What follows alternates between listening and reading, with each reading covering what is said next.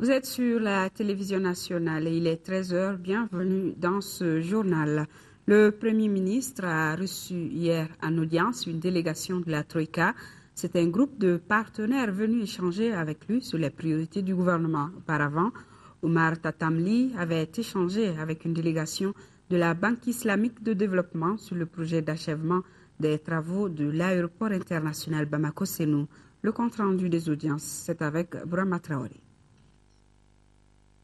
Le Premier ministre Oumar Tatamli reçoit d'abord une délégation de la Banque islamique de développement BID. La délégation est au Mali pour évaluer le projet d'achèvement des travaux de l'aéroport international de Bamako-Sénou. À en croire le chef de la délégation de la BID, les choses évoluent de façon satisfaisante. La Banque islamique a eu un échange et a rendu compte de ses travaux d'évaluation par rapport à ce projet, a montré son intérêt et a aussi montré toutes les étapes qui ont été faites, qui restent à faire pour l'accomplissement de ce projet. Ce projet est important pour la BID, pour le Mali aussi, et nous avons rassuré le Premier ministre sur aussi la disponibilité de la BID à aller de l'avant pour pouvoir mener à terme ce projet. Pour l'instant, on est en train de faire l'évaluation, donc je ne serai pas en mesure de vous donner toutes les informations à ce propos, mais on est dans un état très avancé et je pense que d'ici bientôt, vous allez entendre des bonnes nouvelles. Le chef du gouvernement a ensuite accordé une audience à une délégation de la Troïka. C'est un groupe de partenaires techniques et financiers comprenant l'Allemagne, le Danemark et la Banque mondiale. La délégation s'est entretenue avec les premiers ministres sur les priorités des nouvelles autorités du Mali, en ligne de mire la réconciliation nationale. Évidemment, il a souligné l'importance d'arriver à la réconciliation et dans ce contexte aussi noter les questions de développement qu'il faut maîtriser, tant pour le Nord que pour tout le Mali, notamment la réforme des institutions, la bonne transparence, la décentralisation. Et on a aussi avoir un échange approfondi sur les secteurs clés du Mali, donc l'éducation notamment, mais aussi l'agriculture et les mines. Deux audiences et un point commun, celui de l'engagement des partenaires à accompagner le Mali dans son processus de reconstruction et de relance de l'économie nationale. Le gouvernement envisage de prendre des dispositions pour rétablir l'état de droit à Kidal et pour que les forces armées maliennes puissent accomplir leur mission. C'est le ministre de la Réconciliation nationale et du développement des régions du Nord qui l'a annoncé après les incidents survenus dimanche à Kidal. Je vous rappelle que le convoi ministériel a subi des jets de pierre de la part de manifestants proches du MNLA. Pour autant, Cheikh Oumar Diarra est déterminé à poursuivre le dialogue avec les Maliens sur l'ensemble du territoire, nous signalent nos envoyés spéciaux Tedje Kamara et Yaya Konati. Bienvenue à la mairie de Kidal. C'est ici désormais, cela jusqu'à preuve du contraire, le QG de l'administration malienne dans la capitale de la 8e région. Depuis leur retour dans la ville en juillet dernier, c'est ici que travaille le gouverneur et l'ensemble de son administration avec ses services techniques, les locaux qu'ils doivent occuper étant encore tenus par les groupes armés. Ils y travaillent, mais aussi vivent sur place. Les sorties sont plutôt rares à cause de la tension qui règne dans la localité. Les forces internationales sont présentes en nombre, mais les délégations officielles venant de Bamako sont souvent prises pour cible par des manifestants violents. À la MINUSMA, la situation est classée sensible. La situation à Kidal rentre dans un cadre d'ensemble du déploiement de la MINUSMA, où Kidal est ciblé pour effort, comme effort donc pour le commandement de la MINUSMA. Étant entendu que c'est une zone assez sensible pour l'État du Mali, mais aussi pour la MINUSMA. C'est pourquoi donc des forces ont été déployées ici pour faire face, bien sûr, à ces turbulences qui se répètent de jour en jour. Et la situation, vous la maîtrisez, elle est sous contrôle. Qu'est-ce que vous faites pour la maîtriser concrètement? Oui, la situation est sous contrôle. Au niveau des axes principaux, donc nous avons un dispositif. À l'intérieur de la ville aussi, nous avons des patrouilles et un dispositif fixe qui est composé donc des unités qui sont déployées ici, la MINUSMA, Serval, mais aussi les forces armées maliennes. Après l'attaque du convoi officiel hier avec des jets de pierre et des slogans les plus hostiles, les autorités maliennes entendent bien prendre à bras le corps la situation à Kidal. Nous avons déjà pris certaines dispositions. Le Premier ministre a saisi un certain nombre d'autorités pour faire état de ce qui s'est passé et pour qu'on prenne des dispositions rapides pour rétablir l'état de droit à Kidal, pour que les forces armées soient en capacité d'assumer leur mission en collaboration avec la MINUSMA et Serval. Le ministre de la Réconciliation nationale se dit disposé à parler à toutes les populations du Mali où qu'elles se trouvent, en prenant bien sûr en compte les spécificités locales. Il y a une spécificité locale. Il faudra prendre ça en considération dans la résolution des problèmes. Mais tous les problèmes seront traités. Nous allons revenir à Kidal dans les meilleurs délais. On va parler aux populations. On a parlé avec les responsables qui nous ont dit que les populations étaient disposées à écouter le message du gouvernement. Les populations favorables au Mali, l'administration de l'armée malienne voudraient bien se sentir ici en territoire malien. Elles appellent donc de tous leurs vœux à un règlement rapide et définitif de la question de Kidal. Les membres du gouvernement à l'écoute des Maliens pour trouver une issue heureuse à la crise actuelle. Après Kidal, les 3 ministres se sont rendus à Gao hier. Les populations de la cité des Askia ont apprécié l'initiative et attendent impatiemment les assises du Nord prévues dans 2 mois. Le récit de nos envoyés spéciaux à Gao, Mohamed Diarra, Karunga Keita. 3 ministres avec un seul message, la réconciliation entre les Maliens. Un vœu si cher au président de la République. À Gao, les membres du gouvernement ont reçu les honneurs militaires. Après l'aéroport, direction le gouvernorat où les chefs de service, les notabilités et la société civile attendaient les visiteurs.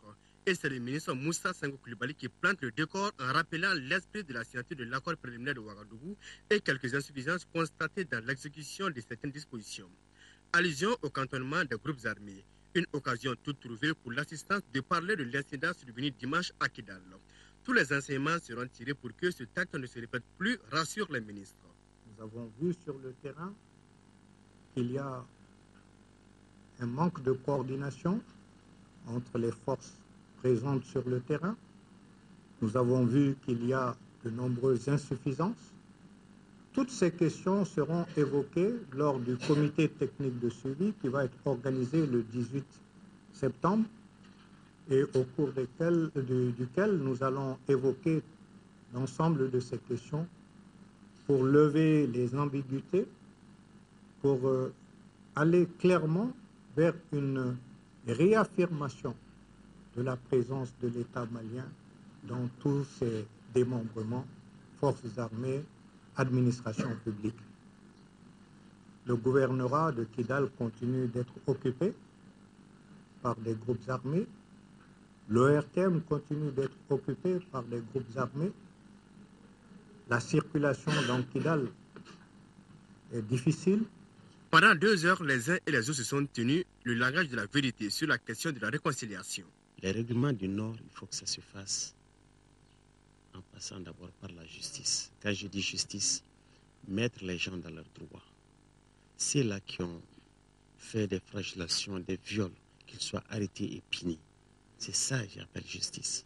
Bien évidemment, dans un pays où il n'y a pas de justice, c'est très difficile de restaurer l'autorité de l'État.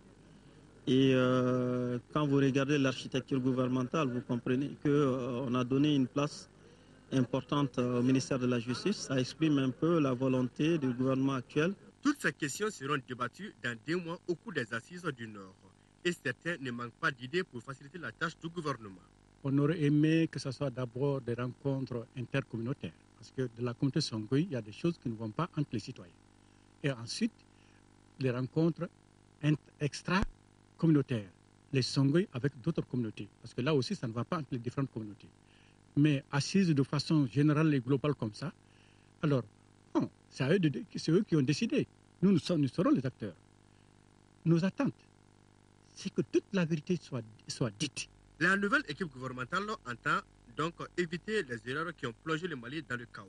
Ce que je peux dire aux populations, c'est que les choses doivent changer. Et elles vont changer. Et pour ce faire, chacun de nous doit éduquer en soi des qualités qui puissent répondre aux besoins de notre nouvelle société. La paix, la vraie paix, la paix juste et la paix définitive, c'est vous qui la ferez. Et le gouvernement est là juste pour mettre en place les mécanismes. Les propositions de solutions doivent venir de vous. la paix ne se fera pas dans votre dos ou la paix ne se fera pas sans vous. D'où l'importance d'échanger avec l'ensemble des populations maliennes. Il s'agit en clair de bâtir un nouvel État avec des institutions fortes, ce qui passe par une réforme de l'armée. Auparavant, les ministres avaient rendu une visite de courtoisie au cadre de concertation des notables de la région de Gao. Le dernier acte de la mission ministérielle à Gao a été la rencontre avec le PCO opérationnel. Autre sortie au nord, celle du ministre des Affaires étrangères et de la coopération internationale, Zahabi Ould Sid Mohamed, était lui à Tombouctou. Là-bas aussi, il a été question du processus de réconciliation nationale et de la situation socio-économique de la région de Tombouctou.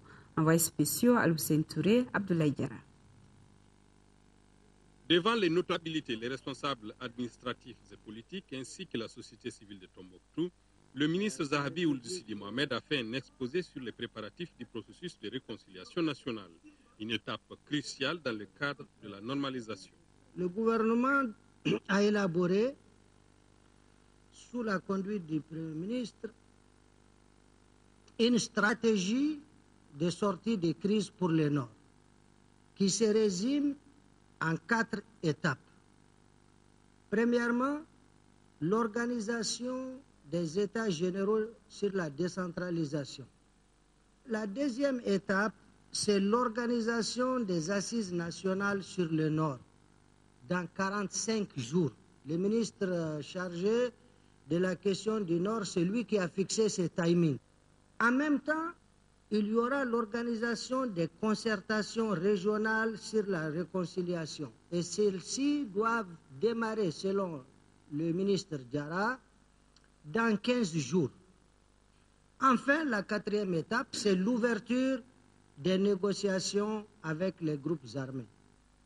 D'autres préoccupations ont également été évoquées, comme les difficultés d'approvisionnement en hydrocarbures, l'état de la route Douanza-Tombouctou, communément appelée route de l'espoir, ou encore l'épineuse question de la fourniture d'électricité qui handicape considérablement l'économie à l'échelle régionale. Il y a à Tombouctou 5 heures d'électricité par jour. Et ça commence à 17h, à 19h. De s'investir au sein de l'équipe gouvernementale pour défendre la position du Mali auprès des partenaires extérieurs et du coup rendre plus visibles les efforts entrepris par l'État malien grâce à sa solide connaissance du système des Nations Unies. Aucune menace acridienne ne plane sur le Mali pour la campagne agricole 2013-2014, c'est ce que disent les responsables du Centre national de lutte contre le criquet pèlerin dans une interview accordée à notre rédaction par le directeur du centre, Fakaba Diakiti. Ces propos sont recueillis par Nando Dambélé. La situation du criquet pèlerin au Mali est relativement calme, mais n'empêche que le risque zéro n'existant pas, il faut prendre certaines dispositions. C'est dans ce cadre que nous avons envoyé des équipes sur le terrain. Et vous devez savoir que la zone de reproduction et de grégalisation, c'est la région de Kidal et une partie des régions de Tombouctou et Gao. Avec la situation qui prévaut actuellement, on n'a pas pu dépêcher d'équipes sur la région de Kidal. Mais nous avons essayé de sécuriser les zones de culture en mettant deux équipes au niveau de Mopti, une équipe au niveau de Ségou et une équipe au niveau de la région de Likoro. Pour le moment, ces équipes n'ont pas révélé la présence de criquet pèlerin dans la zone. Dans nos prévisions, même si on a une présence de criquet pèlerin cette année, ce ne serait pas comme une évasion. Il peut y avoir une augmentation des effectifs du criquet pèlerin et cela doit commencer d'abord par la zone grégarienne, la région de Kidal, Gao et Tombouctou. Mais s'il y a une bonne pluviométrie dans ces zones, il n'y aura pas d'arrivée de criquets pèlerins au niveau des régions de culture comme Mopti, Ségou, Koulikoro et Kaï. Et c'est pourquoi nous avons mis cette ceinture au cas où on avait une baisse du régime pluviométrique au niveau de la zone grégarienne, empêcher ces insectes de venir vers les régions de Mopti, en tout cas les zones de culture. Nous utilisons plutôt des brigades de veille qui nous donnent des renseignements sur la présence ou non du criquet pèlerin. Et donc, l'insécurité aidant, nous avons mis de Kaï jusqu'à Kidal des brigades de veille qui servent de remonter de l'information. Mais jusqu'à présent, on n'a pas reçu de ces brigades de présence massive d'insectes de criquets pèlerins dans ces zones. Des activités de recensement des personnes en situation de handicap vont bientôt débuter en commune 3 du district de Bamako. C'est un recensement qui va durer tout le mois d'octobre, c'est-à-dire le mois de la solidarité sur initiative de l'Association des handicapés pour la promotion des initiatives locales de développement. Adama Koulibaly compte rendu. Les membres de l'association étaient face à la presse. C'était pour leur informer du lancement de cette activité de recensement des personnes en situation de handicap en commune 3. Il s'agira d'une identification de toutes les personnes de cette couche en commune 3 avec précision sur leur âge, sexe, métier ou sang, nature et cause de leur handicap. Je retiens de cette invitation deux informations importantes. D'abord, que cela se tienne à la maison de la presse. C'est vraiment une invitation au monde de la presse pour plaider leur cause.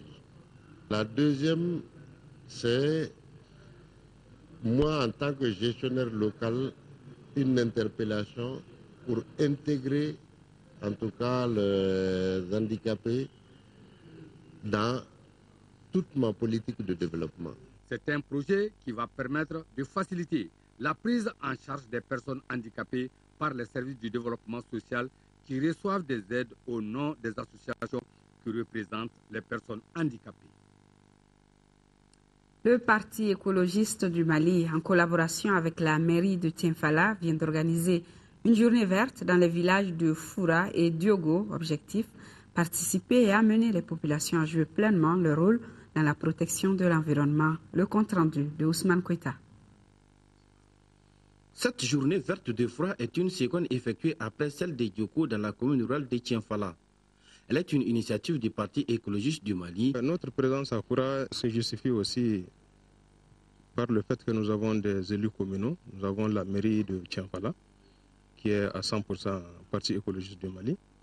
Donc toute œuvre, n'est-ce pas, qui entre dans le cadre de la protection de l'environnement ou bien du reboisement, bon, le Parti écologiste, n'est-ce pas, à travers sa présidence, ne peut qu'être là et assister et au besoin, n'est-ce pas, apporter sa modeste contribution.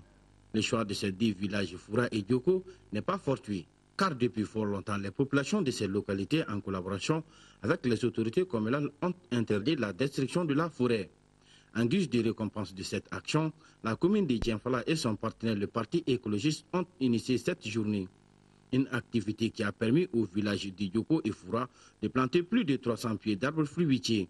Une fierté pour le maire de la commune rurale de Tienfala. Les choix de Foura et de Diogo se justifient par le fait que c'est des villages qui protègent les espèces protégées par les services techniques des eaux et forêts. Et quand vous coupez un arbre protégé ici, l'amende est suffisamment lourde. C'est la même chose à Diogo. Nous pensons donc que c'est des populations averties et qui ont vraiment le sens de l'arbre et de sa protection. Les activités de reboisement de ce matin, ça nous concerne d'abord nous les jeunes, parce que nous pensons que planter des arbres, c'est bénéficier de l'ombre de demain. Et je pense que nous les jeunes, c'est vraiment notre devoir aujourd'hui de planter des arbres, d'abord pour nous, mais aussi pour les générations futures. Les chants de danse d'une population en effervescence ont mis fin à cette journée de reboisement de Tienfala. Et la chronique santé du jour qui porte sur l'infirmité motrice cérébrale ou IMC, une affection qui touche essentiellement les enfants et qui peut les handicaper à vie. Selon notre personne ressource, sur 1000 enfants consultés en service de pédiatrie de l'hôpital Gabriel Touré, 300 à 350 leçons pour IMC. Finalement, nombreux sont ceux qui gardent à vie un handicap sévère. Voyons les détails avec Kessira Dambélé.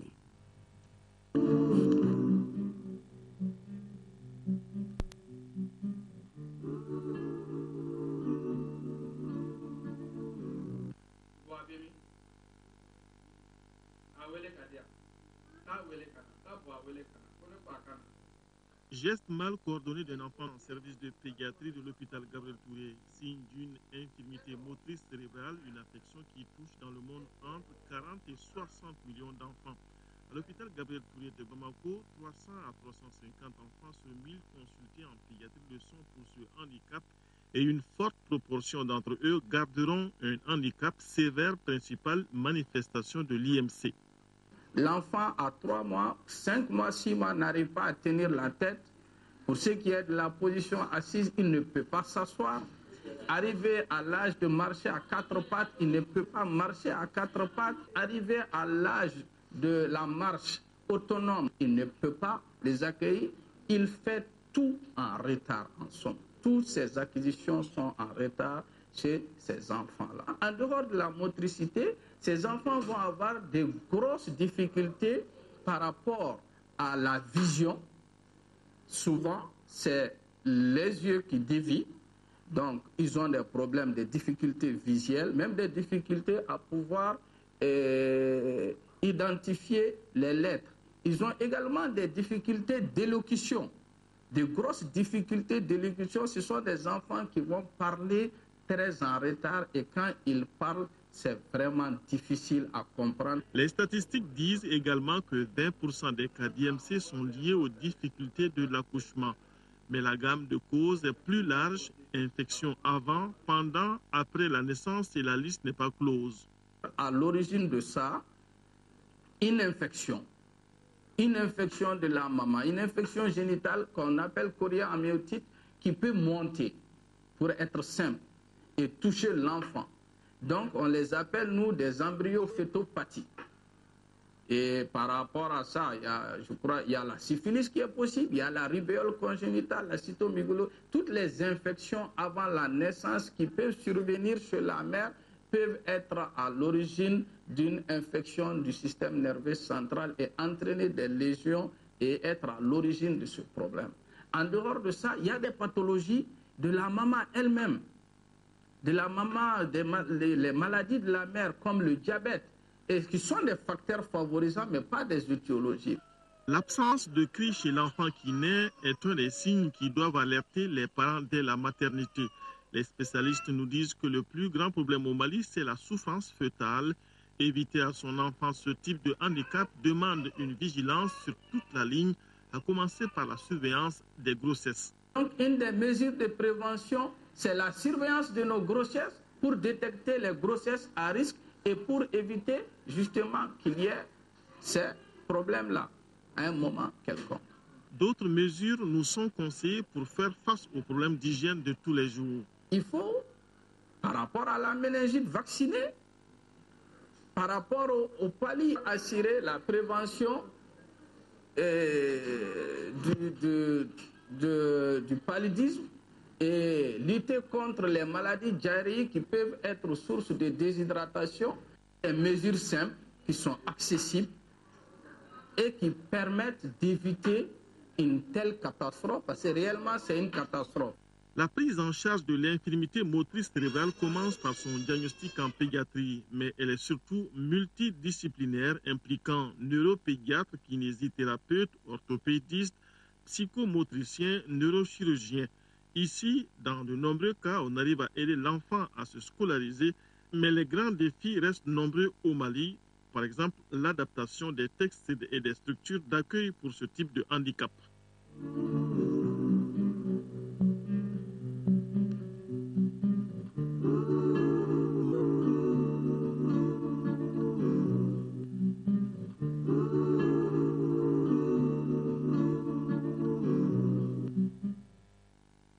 Et nous sommes à la fin de cette édition. Pour vous informer le soir, Dey Sissoko sera là. Je vous remercie pour votre fidélité et vous souhaite un bon appétit. À demain mercredi.